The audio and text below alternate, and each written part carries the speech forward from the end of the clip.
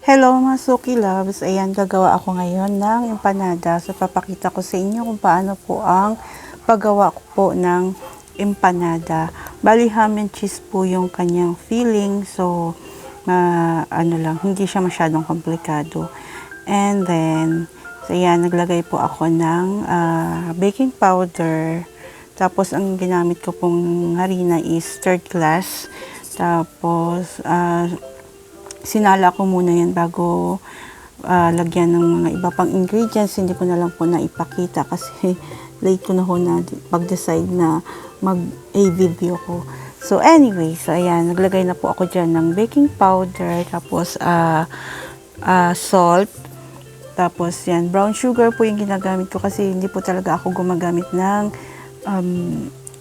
light sugar. So maliban na lang po paggagawa po ako ng puto cheese. Ayan, kahit po dito sa bahay, ang aking pag magtitimpla ako ng kape or talagang brown sugar. Tapos naglagay po ako dyan ng margarine, tapos butter.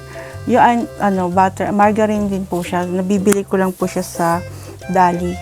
Bali po kasi pag may margarine po kasi na yung bar, is kakaiba po yung niya. Meron po siyang kakaibang binibigay na aroma. So, ayan. Hinikos-mekos ko lang yan para po ma-achieve ko yung parang dust type po. Yung parang buhabuhangin. Ganun. Tapos, naglagay po ako dyan ng kaunti-unti lang po ang lagay ko dyan ng tubig. Kasi pagka nasobrahan po is papalpak po yung gawa. So, yan, paunti-unti, siguro more or less, 2 cups po. Kasi yan po ay, pag 1 kilo po yung ginawa kong empanada. Though, hindi ko naman siya magagawa lahat kasi po yung pang-filling ko dyan ay pang kalahating kilo lang. So, para bukas, hindi na po ako mahirapan masa po ulit. Kasi yan po, mahirap po dyan yung pagmamasa ng harina. So, yan po, inano ko lang po muna, pinang-rest ko lang muna yung nagawa kong dough, and this, ayan po, medyo na po siya. Nakulangan pa po ako sa texture niya kasi medyo hiwa-hiwalay pa po. So, minasa ko po ulit ang dough. Mahirap po kasi gawa ng maliit lang po yung aking board dyan na ginamit. So, yan, medyo okay na po para sa akin po yung texture ng dough. So, ayan, palutin ko muna siya ng cling wrap. Tapos, iparest ko lang siya ng puro until matapos ko po yung paggawa ng aking filling. So, yan, binalot ko po siya. So, lagyan ko rin po siya ng cloth para po hindi po pasukin masyado ng hangin. So, ayan. Bakit nga ba bumalik? Oh, ayan. So, ko lang po. Binalot ko lang po siya ng cling wrap. Tapos yun. And then, yan. Slice na po ako dyan ng bell pepper. Yan po yung aking sahog sa aking filling. Bali, bell pepper. Tapos, yung square ham. Yung Vida po yung aking ginagamit kasi medyo maganda po yung texture ng Vida. Hindi po siya ganun na parang puro harina. Yung iba kasi parang ganun ang texture. Makapal siya pero hindi siya masarap. Kaya ang Vida, so syempre meron din naman mas mahal na lang. So tamang-tama lang po diyan sa ingredients ko po, yung pangganyang benta po is ang Vida po ang gamitin.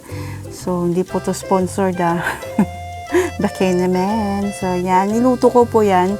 Yung bell pepper tsaka yung ham, niluto ko po sa butter para po mas maging malinamnam po siya. Tapos yung aking favorite na chopping board, yan po yung aking mamaya pagmamasahan po ng dough ng empanada. So binalot ko po siya sa cling wrap para po naman syempre bibilog-bilugin kasi natin yung dough dyan. So para hindi naman po dumikit na, siyempre kahoy po yan. So, kapitan ko po ng cling wrap.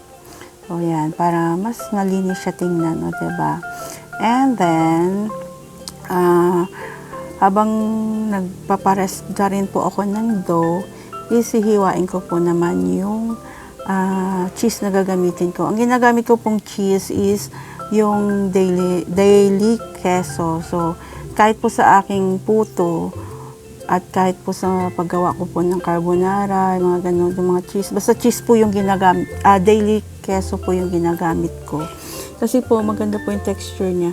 Pag nasa empanada, nagme-melt siya. Hindi na melt, pero nandun pa rin yung texture ng cheese. Pero nagme-melt siya ng kaunti. Tapos yan po, kahit naman po anong mayonnaise pwede pong gamitin. Pwede naman po kami gumamit ng mayonnaise na Lady's Choice. Tapos, ayan po, kasi mas mura po yung Mayo Magic po yan namit ko. So, yun po, yung aking, so, nakailang ano na rin po, gamitan na rin po ako dyan sa Mayo Magic na yun. Pero ngayon, hinubos ko na po siya. And then, yan na po yung aking finished product ng aking filling. So, ngayon, yan po yung aking empanada molder. Tapos, yan, yung pong lagayin ko naman po ng empanada is lalagyan ko po siya ng wax paper para po hindi dumikit po ang dough. Kasi kapag ang dough po ay dumidikit po kasi siya doon sa container, mahirap po siyang tanggalin. Minsan nabubutas. So, maganda po yung meron siyang layer ng wax paper. So, yan. Okay na po yung ating dough.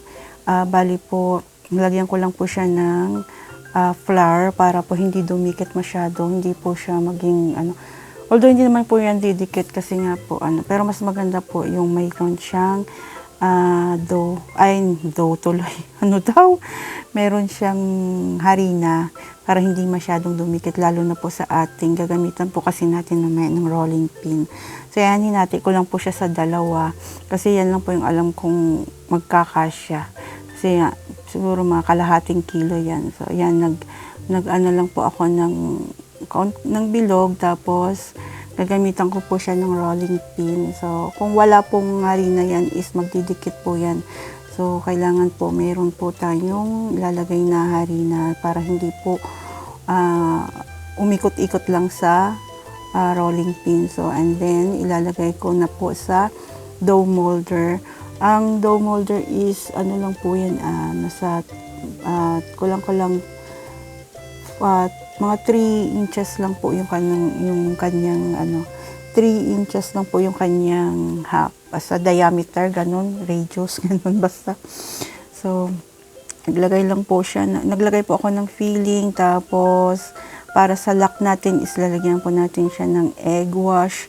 Tapos, ayan. So, diba, ang ganda na po ng form ng ating empanada. So, yan. Tuloy-tuloy lang po, ulit-ulitin lang. So, yan po yung aking nagawa. Nakagawa po ako dyan ng 32 peraso sa aking kalahating kilong dough. So, yan, meron pong natira para po yan bukas or sa ibang araw. Pero feeling ko mauubos yan ngayon. So, yan lang. Thank you sa panonood. God bless.